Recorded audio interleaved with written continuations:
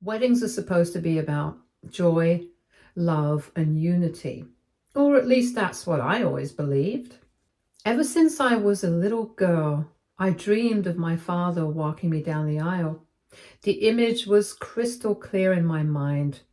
My dad in a sharp suit, his arms steady under my hand, smiling at me like I was still his little girl, even as he gave me away to the love of my life. That dream carried me through some of the tougher years of my life, especially after my parents divorced and my dad remarried. Planning my wedding wasn't easy. Balancing a tight budget with my vision for the perfect day was exhausting, but it was worth it. My fiance, Matt, was my rock throughout the process, cheering me on when I started to feel overwhelmed. We wanted the day to reflect our love story, full of little personal touches, handwritten vows, a DIY photo booth, and my mom's homemade cookies as party favors. Everything was coming together except for one small hitch: my dad. When I first told him about the wedding, his reaction was lukewarm. He said he was happy for me, but there was something about his tone that felt off, like he was going through the motions. I brushed it aside, thinking maybe it was just awkwardness. After all, we weren't as close as we used to be, and his new wife, Laura, and her daughter, Carly, had seemed to monopolize most of his attention over the past few years. Still, I was determined to include him. I asked if he would walk me down the aisle, and his response made my heart ache. He said he'd try his best, but he couldn't promise anything because of his health issues. It wasn't the definitive yes I'd hoped for, but I convinced myself it was enough. At least he was considering it. As the big day approached, I kept following up with him, asking if he'd be able to come. He kept dodging the question, saying things like he needed to see how he felt closer to the date or that he had some tests coming up. I wanted to believe him, but there was a nagging feeling in the pit of my stomach that something wasn't right. 2 weeks before the wedding, I called him again.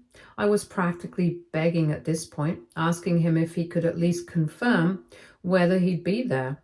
His voice was low, almost apologetic, as he said he didn't think he could make it. He claimed his arthritis was acting up and that the travel would be too much for him. I tried to be understanding. I told him I'd arranged transportation and even offered to pay for a comfortable car service or book a hotel near the venue so he wouldn't have to worry about the drive. He said it wasn't about the logistics, it was about his health.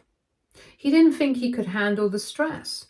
Hearing those words broke something inside me. I wanted to scream, to demand that he try harder, but instead, I swallowed my pride and told him I understood. I didn't want to guilt trip him. He was my father, and I thought the least I could do was be gracious about his decision, even if it hurt. The day of the wedding was beautiful and heartbreaking all at once. My mom was radiant, bustling around and helping with last-minute details. Matt was everything I could have hoped for: steady, calm, so full of love. But as I walked down the aisle with my mom by my side instead of my dad, I couldn't help but feel a tiny bit sad. I scanned the room, half hoping he'd show up at the last minute, but his seat was glaringly empty. The ceremony went off without a hitch. People laughed, cried, and cheered us on as we said our vows. It should have been the happiest day of my life, but there was a part of me that couldn't stop thinking about the man who wasn't there. A couple of days after the wedding, I was scrolling through social media when my heart dropped. There he was, my father, the man who was supposedly too sick to travel, posing on a sunny beach with Laura and Carly. The caption read something about a family getaway, complete with heart emojis and hashtags about bonding and relaxation. I stared at the photos, my hands trembling. There he was, grinning from ear to ear, holding a fruity drink in one hand and giving a thumbs up with the other. Laura looked like she was having the time of her life, and Carly was posing in a new bikini, carefree and happy. It wasn't just one photo, there were dozens. Pictures of them on a yacht, eating at fancy restaurants, exploring scenic hiking trails. All of it was during the same weekend as my wedding. The betrayal hit me like a freight train. It wasn't just that he hadn't shown up, it was that he had lied to me, concocting some excuse about his health while he was off enjoying a vacation with his new family. The tears came before I could stop them. I felt like a fool, bending over backwards to accommodate him, believing his excuses and even defending him when others questioned his absence. He hadn't just let me down, he had chosen them over me. It made it clear where his priorities lay. I showed the photos to Matt, who was just as furious as I was. He held me as I sobbed, whispering words of comfort, but it did little to ease the ache in my chest. My dad hadn't just missed my wedding, he'd actively avoided it, choosing to spend that time with people who hadn't been in his life nearly as long as I had. For days, I debated whether to confront him. Part of me wanted to call him out, to demand an explanation, but another part of me was too exhausted to fight. I kept replaying our conversations in my head, analyzing every word he'd said, trying to figure out how I hadn't seen through his lies. I didn't know what to do. Update 1. I wasn't sure how to process it. My emotions oscillated between anger and sadness, and sometimes an unsettling numbness. Matt encouraged me to talk about it, but every time I tried, the words stuck in my throat. How do you explain to someone that your own father made you feel disposable? The first time I heard from my dad after the wedding was a week later. He called, his voice overly cheery, as though he could gloss over the fact that he had missed one of the most important days of my life. He started by asking how the wedding went. His tone was casual, as if he were asking about the weather. I gave him a clipped response saying it was fine, but I didn't elaborate. I didn't owe him a detailed recount of a day he chose not to be a part of. Then he said he wanted to give me a gift. He said he felt bad for missing the wedding and wanted to make it up to me. His exact words were something along the lines of, "I know I couldn't be there, but I hope this will show you how much I care." I should have felt some semblance of gratitude, but instead, I felt a deep, simmering anger. It wasn't the kind of anger that made you lash out in the moment. It was colder, sharper, the kind that sank into your bones and refused to let go. I asked him what the gift was. He said he'd send me a check, a little something to help us start our married life. That was when I lost it. I told him I didn't want his money, that no amount of cash could make up for what he did. He tried to argue, saying he wasn't trying to buy my forgiveness, just show that he cared. But his words rang hollow. If he cared, he would have been there. If he cared, he wouldn't have lied to me. When I brought up the photos, his tone shifted. He stammered, trying to explain. He said the trip was planned last minute, that Laura had booked it as a surprise and he didn't know how to say no. He tried to justify it, claiming he didn't realize it conflicted with the wedding until it was too late. The lies only made me angrier. I reminded him that I had called him multiple times, practically begging him to come, and he had let me believe his health was the issue. He had let me feel guilty for even asking while he was off sipping cocktails on a beach. He tried to shut me up by saying it wasn't what it looked like, that the trip was a family obligation. That word obligation set me off. I asked him if he thought walking his only daughter down the aisle wasn't also a family obligation. The silence on the other end of the line was deafening. Then he said something that truly broke me. He claimed he thought I'd understand. He said, "You're so independent, so strong. I didn't think you'd need me there." It was like a punch to the gut. My independence, my strength, qualities I had worked so hard to cultivate, had been twisted into excuses for his absence. I told him that being strong didn't mean I didn't feel pain, and being independent didn't mean I didn't need my father. By the end of the call, I was drained.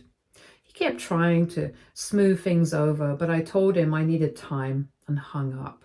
The check arrived a few days later. It was tucked into a Hallmark card with a generic message about love and happiness.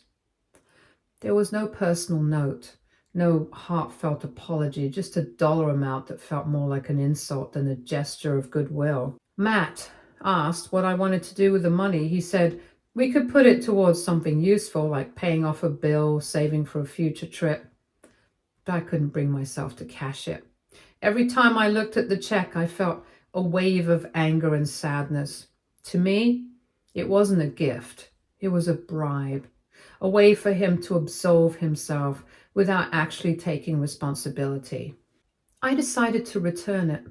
I wrote a short letter explaining why, careful to keep my words measured. I didn't want to lash out or say something I couldn't take back. I simply told him that what I needed wasn't money, it was his presence, his support, and his honesty. And since he couldn't give me those things, I couldn't accept his check. Sending that letter felt like taking a small piece of my power back. I didn't expect him to respond, and he didn't. And for a while, things were quiet. I threw myself into married life, focusing on building a home with Matt and finding joy in the little moments. But the hurt lingered, a dull ache that refused to fade. The real fallout came a week later. My aunt, who had always been close to my dad, asked why he hadn't been at the wedding. I told her the truth. I didn't embellish or exaggerate. I simply stated the facts. Word spread quickly. Relatives started calling me, offering their support and expressing their outrage. Some even confronted my dad, demanding to know how he could do such a thing. He wasn't happy about it. He called me, furious, accusing me of airing our family's dirty laundry. He said I should have kept it private, that I was being vindictive by sharing what happened. I told him I wasn't responsible for protecting his reputation, especially when his actions were the problem. I reminded him that I had given him every opportunity to make things right, and he had chosen to lie and avoid accountability. The conversation ended with him saying he needed time to think. I knew I couldn't change the past, and I couldn't force my dad to be the man I wanted him to be. All I could do was set boundaries and protect myself from further hurt. Update 2. A couple of weeks had passed and it seemed like the storm had calmed. The phone calls from concerned relatives had slowed to a trickle, and Matt and I were starting to settle into a routine in our new life together. The weight I'd been carrying felt a little lighter, and for the first time in what felt like ages, I could breathe without feeling constantly suffocated by the past. But just when I thought I could finally move on, my father showed up at my doorstep, unannounced.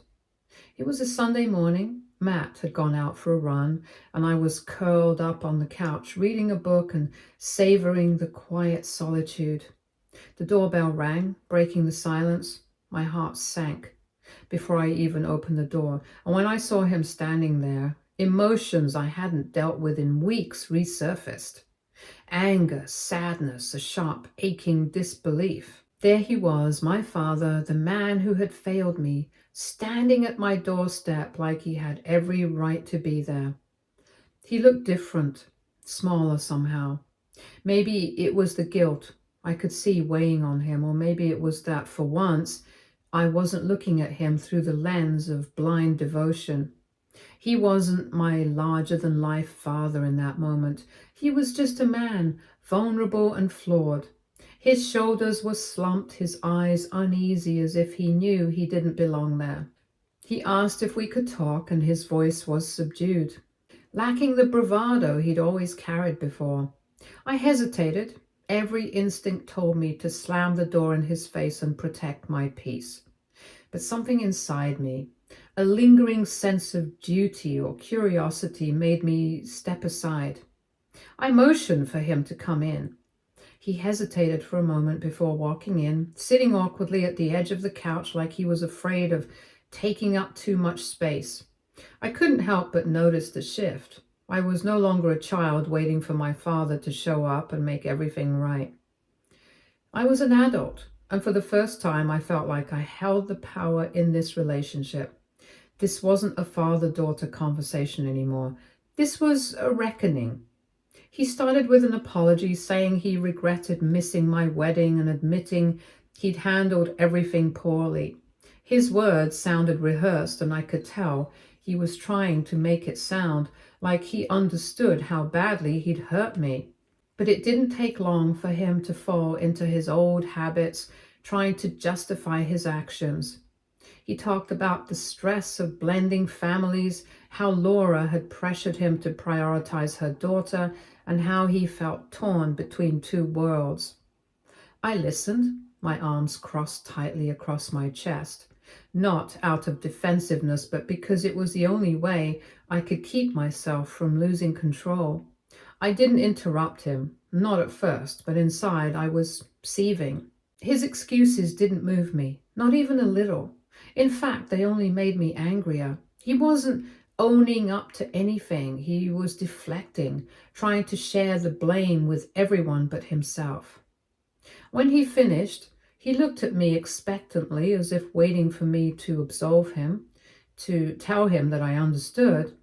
But there was no forgiveness coming from me. Not today, not ever. I told him I heard what he was saying, but I needed him to understand something. It wasn't just about the wedding. It was about a pattern of behavior that went back years. He'd always put other people ahead of me. Laura, her daughter, even his own pride. And I'd always tried to make excuses for him, tried to understand, but I couldn't do that anymore. He started to interrupt, but I held up my hand, silencing him. I wasn't finished. I reminded him that he lied to me, telling me he was too sick to be there for me on one of the most important days of my life. Then he tried to cover it up with a check as if my feelings could be bought. Did he have any idea how that made me feel? Like I was worth less than a vacation, less than a lie? He looked away, his jaw tightening, but I could see the faintest glimmer of guilt in his eyes. For a moment, I thought he might apologize, but instead he doubled down on his defense. He told me he didn't mean to hurt me, but I had to understand he was in a difficult position. Laura was putting pressure on him to prioritize her daughter. I cut him off, telling him this wasn't about Laura, this was about him. He made a choice. He chose her and her daughter over me, and he'd been doing it for years. He always chose everyone else, and I was always left behind. At some point, he needed to take responsibility for that. The words hung in the air, and for a long moment he said nothing. I thought maybe he'd finally see the truth.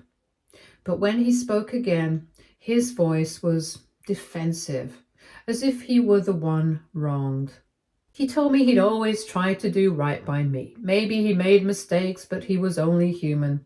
I acted like he was some kind of villain, but he had done the best he could. I shook my head. His best wasn't good enough. If he couldn't see that, then maybe he wasn't ready to have this conversation. He stood up abruptly, his face flushed with frustration. He said he came here to make things right, but it seemed like I wasn't interested in hearing him out. I stood up too, my heart pounding, told him I'd been hearing him out my entire life. All it had gotten me was disappointment. If he wanted to make things right, he had to start by being honest with himself. Until then, there was nothing more to say. He turned and left, slamming the door behind him. When Matt came home, I told him everything. He listened quietly, nodding, his expression a mixture of sympathy and barely contained anger. He said I'd done the right thing and that setting boundaries was crucial even if it hurt. His support meant everything to me at that moment. Update 3. The next day, my aunt called and she told me my father had gone to her house after leaving mine, unloading all his frustrations. He told her I was being unreasonable, holding a grudge, refusing to let him make amends. A fresh wave of anger hit me. It wasn't enough for him to hurt me. Now he was trying to paint himself as the victim. And that's when I made a decision. I needed to take control of the narrative. I posted on the family group about the fallout. My dad was furious when he found out. But at that point, I didn't care anymore. I was done letting him control this story. I laid it all out. Every line, every excuse, every broken promise. I told him about the wedding, the fake health issues, the photos, and the check. I explained how his actions had made me feel and why I had chosen to set boundaries. To my surprise, most of my relatives were supportive. They admitted they had seen how my father had been prioritizing his new family over me, and they agreed that his actions were hurtful. My father, of course, was livid. He accused me of trying to turn the family against him, of airing our private issues for everyone to see. But I stood firm. This wasn't about revenge. This was about accountability. He'd spent years avoiding it, but I was done enabling that. If he wanted to fix this, he needed to take a hard look at himself. In the days that followed, I received messages from relatives who previously didn't know about the situation, expressing their support. Some even told me they confronted my father, urging him to make things right. Whether or not he would listen, I didn't know, but the burden was no longer mine to carry. Update 4. When I saw Laura's message, my blood boiled. The audacity, the complete lack of empathy. I stared at the screen, reading her words again and again as though hoping they'd change. But no, it was just another attempt to paint my father as the victim. Another guilt trip, packaged in polite language. And she was telling me I should be grateful for my father's attempts at reconciliation, as though his attempts to buy his way back into my life could somehow make up for years of abandonment and vacationing on my wedding. Matt could see the fury building in me, and he came over to read it too.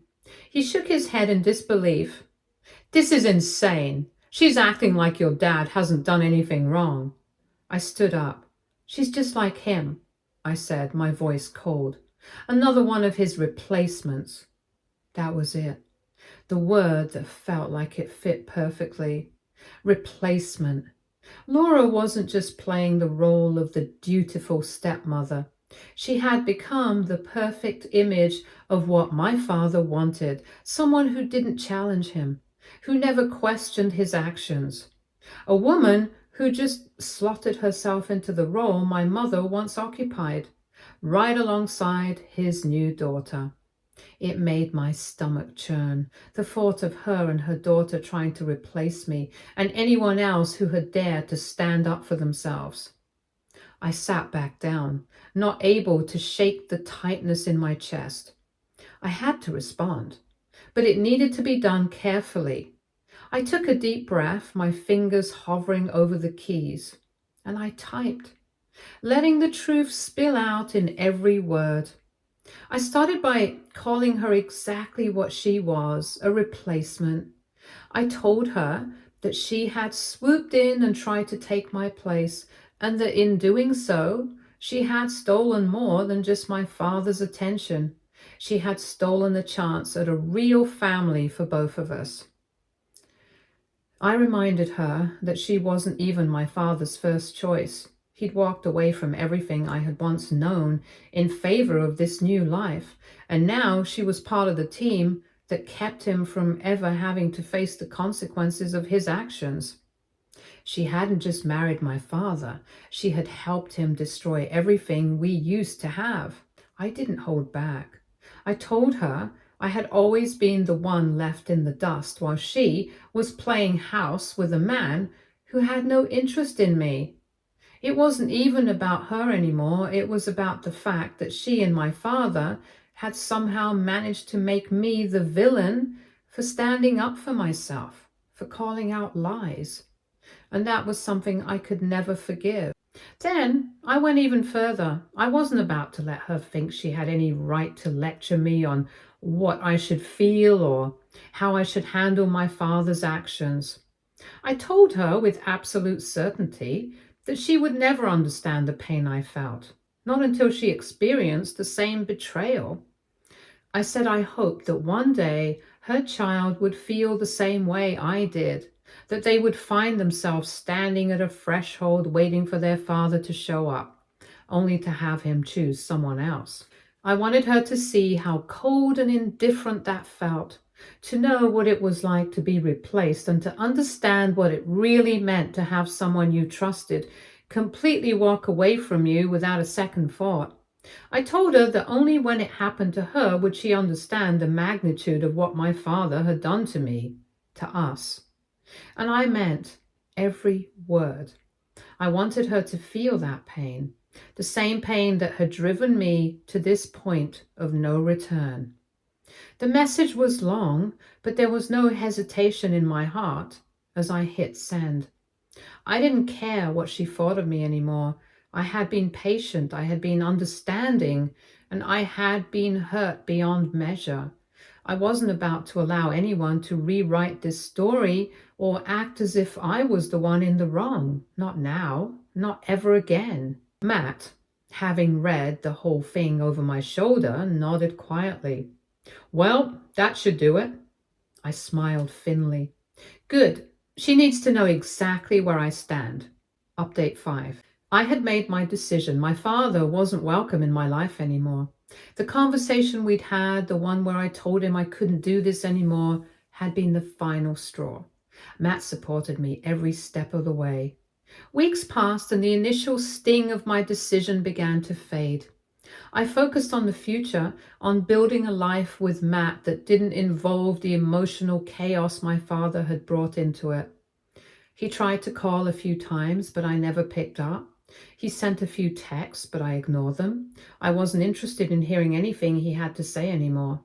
It wasn't until 2 months later that I got a call that made my heart skip a beat. It was a number I didn't recognize. Hesitant, I answered. On the other end of the line was Carly, my father's stepdaughter, his second wife's daughter from her previous marriage. I hadn't spoken to Carly in years, and to be honest, I wasn't sure if I had any desire to talk to her either, but I couldn't ignore the desperation in her voice as she began speaking. She asked if I knew where her father was, and I could barely make out her words through the shakiness of her voice. She went on, her words broken, explaining how her dad had suddenly left a month ago. She hadn't heard from him, not really. He'd sent a couple of texts here and there, but nothing substantial. She was frantic, not knowing where he was or what had happened. Then she told me something I wasn't prepared for. This morning, her mother had received divorce papers. He hadn't even called, just sent the papers. I couldn't help myself. I let out a sharp, bitter laugh. The absurdity of it all just hit me. After everything, after years of excuses and hurt, he was doing this again. But this time it wasn't me he was abandoning. It was Carly and her mother. And as much as I hated to admit it, a small part of me felt satisfaction. Maybe it was the dark humor in it, or maybe it was just the culmination of all the pain he'd caused finally coming full circle. Carly, of course, didn't understand. She heard me laugh and paused, a long silence stretching between us. She didn't know why I was laughing. She couldn't. But I couldn't stop myself from repeating the words my father had once told me. I told Carly maybe she should stop being so dramatic. I said it wasn't that big of a deal. It wasn't the first time he'd left, and it wouldn't be the last. I wasn't going to apologize for my feelings, not when he had hurt me the way he had. The silence on the line grew longer. Carly kept asking why he would do this, why he would leave without any explanation. I felt a strange, cold detachment as I listened to her, my mind hardening against the pity I might have once felt for her. I told her she should have seen it coming. It wasn't like this was the first time. He had always done this, left without warning, without care. It wasn't a surprise, it was his pattern. She tried to argue, but I wasn't interested in comforting her. She was just another victim of his. I told her that she'd spent enough time pretending to be his daughter. If anything, this was long overdue. He wasn't reliable. He never had been. I told her if she wanted answers, she shouldn't ask me. She should ask her mother. It wasn't my problem anymore. Carly didn't respond immediately. Her breathing was ragged and I could hear her holding back sobs, but I didn't feel bad. I couldn't. I had been left too many times, abandoned and disappointed by him. Why should I care now? She had been his stepdaughter, not even his blood, and just like me, she had gotten the short end of the stick. I ended the call. There was nothing more to say. I put the phone down with a finality that felt strange but freeing. I wasn't going to apologize for the way I had reacted. I wasn't going to apologize for cutting him off, for finally saying enough was enough. Maybe Carly would understand someday, maybe not, but that wasn't my responsibility. My responsibility was to myself, and I was putting myself first. When Matt came into the room a few moments later, he could tell something was off. He could see it in my face and hear it in my voice. He asked how it went, and I told him everything. He didn't ask me why I hadn't been more sympathetic and why I hadn't comforted Carly. He didn't tell me I should have done things differently. Instead, he just listened. He understood. He held me as I exhaled, as I felt the last of the weight I had carried for so long finally begin to lift. Stay tuned for more stories from our girl relationships.